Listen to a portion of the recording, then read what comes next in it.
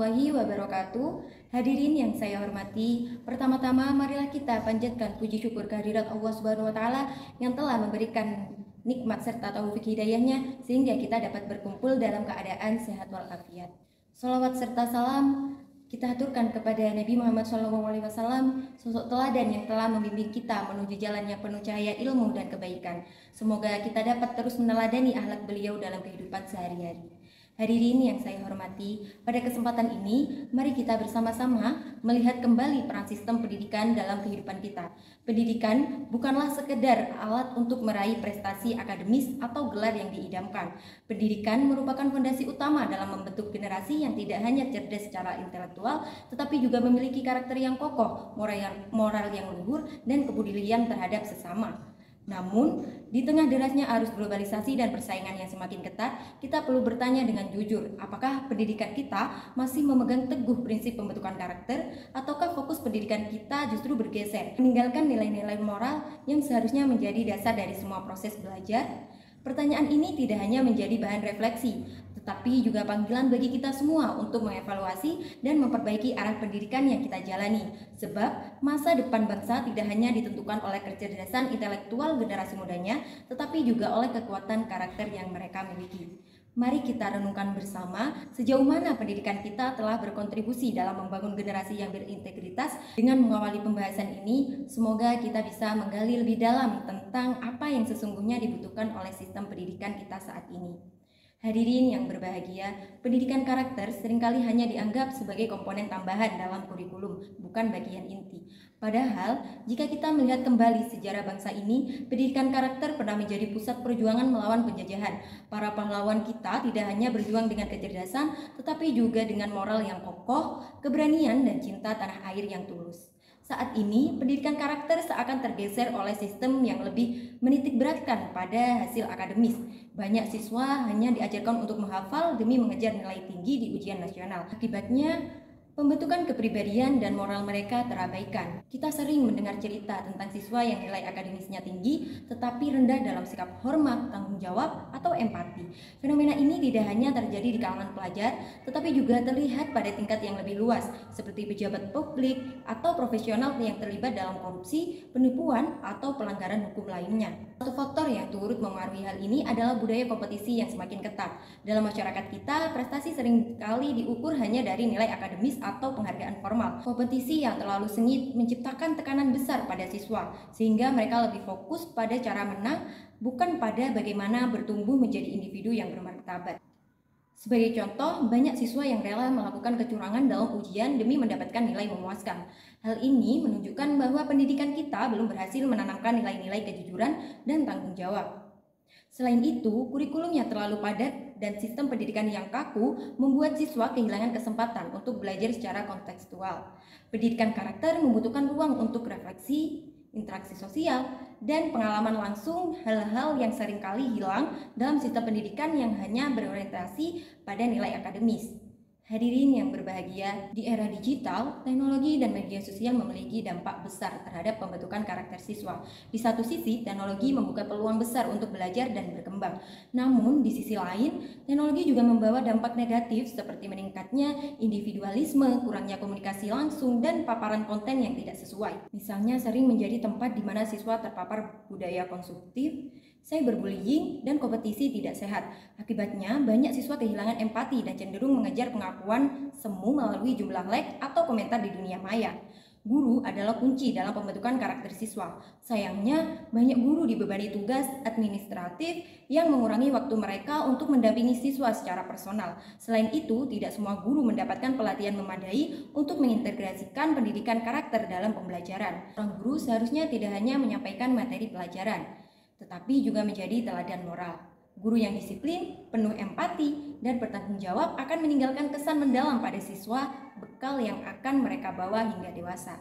Lingkungan sekolah juga memegang peran penting. Sekolah seharusnya menjadi tempat aman untuk belajar, baik secara akademis maupun moral. Namun kenyataannya banyak sekolah justru menjadi tempat subur konflik, diskriminasi, dan ketidakadilan. Kasus bullying yang masih sering terjadi adalah contoh nyata lemahnya budaya saling menghormati dan kurangnya pengawasan. Jika lingkungan sekolah tidak mendukung pembentukan karakter, sulit bagi siswa untuk mengembangkan kepribadian yang sehat. Hadirin yang berbahagia, untuk mengatasi masalah ini, sistem pendidikan kita perlu dirombak. Pendidikan karakter harus menjadi inti dari proses pembelajaran, bukan sekedar tambahan. Keterlibatan semua pihak guru, orang tua, pemerintah, dan masyarakat sangat diperlukan untuk menciptakan ekosistem pendidikan yang menyeluruh. Mengintegrasikan nilai-nilai moral dalam setiap mata pelajaran, memberikan pelatihan kepada guru agar menjadi teladan, serta menyesuaikan kurikulum agar tidak hanya berfokus pada hasil akademis adalah langkah-langkah penting yang perlu diambil. Sistem pendidikan kita adalah gambaran visi bangsa terhadap masa depan.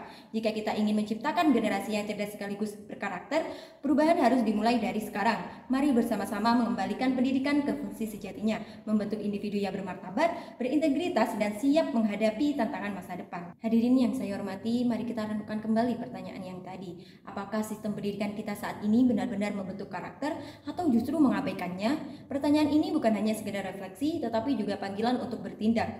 Pendidikan tidak seharusnya hanya berfokus pada nilai akademis semata, tetapi juga menjadi sarana untuk membangun manusia yang utuh, yang cerdas, bermoral, dan memiliki empati yang mendalam terhadap sesama. Di tengah perkembangan globalisasi dan era digital, kita melihat bahwa sistem pendidikan kita seringkali terjebak pada hasil akademis yang terukur melalui angka, padahal pendidikan adalah proses yang jauh lebih kompleks daripada itu. Karakter adalah fondasi utama dalam membangun masyarakat yang adil dan beradab. Tidak ada bangsa yang besar tanpa individu-individu yang memiliki moralitas tinggi. Sejarah dunia telah menunjukkan bahwa bangsa yang maju bukan hanya ditentukan oleh kecerdasan, tetapi juga oleh kejujuran dan integritas para pemimpinnya.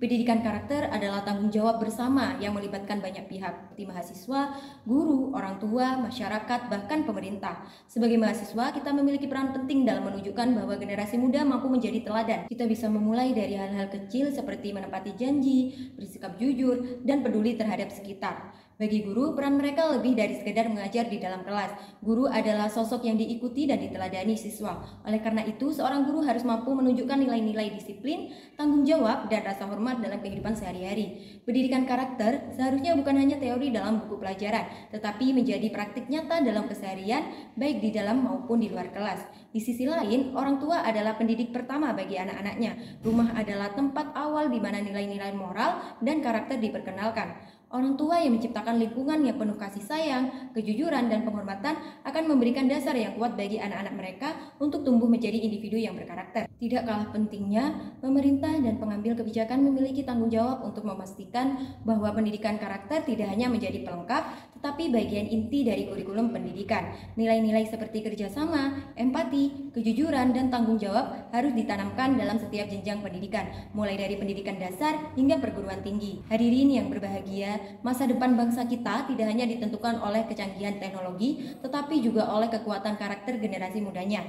Pendidikan karakter adalah kunci untuk membangun masyarakat yang tidak hanya cerdas, tetapi juga memiliki kepribadian yang kokoh. Bayangkan sebuah masa depan di mana setiap individu tidak hanya ahli di bidangnya, tetapi juga memiliki kejujuran yang tak tergoyahkan dan rasa empati yang mendalam. Generasi dengan pendidikan karakter yang baik akan lebih mampu menghadapi tantangan global. Mereka akan menjadi pemimpin yang tidak hanya berpikir untuk dirinya sendiri, tetapi juga memiliki komitmen untuk membangun masyarakat yang lebih baik. Pendidikan karakter juga akan menjadi solusi bagi berbagai masalah sosial yang kita hadapi saat ini, seperti intoleransi, korupsi, dan ketidakadilan. Pendidikan karakter adalah investasi jangka panjang bagi bangsa. Generasi muda yang kuat secara moral akan membawa bangsa ini menjadi lebih dihormati dan di mata dunia. Pendidikan karakter adalah investasi jangka panjang bagi bangsa. Generasi muda yang kuat secara moral akan membawa bangsa ini menjadi lebih dihormati di mata dunia. Dengan karakter yang kokoh, kita bisa menciptakan generasi yang mampu memimpin di era globalisasi tanpa kehilangan jati dirinya sebagai manusia yang bermartabat. Hadirin yang berbahagia, setiap perubahan besar dimulai dari langkah kecil. Kita semua memiliki peran dalam mewujudkan pendidikan karakter. Sebagai mahasiswa, mari kita tunjukkan bahwa kita mampu menjadi contoh bagi teman-teman kita. Sebagai guru, menjadikanlah interaksi dengan siswa sebagai momen untuk mengajarkan nilai-nilai moral. Sebagai orang tua, tanamkan nilai-nilai luhur di rumah. Dan sebagai masyarakat, ciptakanlah lingkungan yang mendukung pembentukan karakter generasi muda.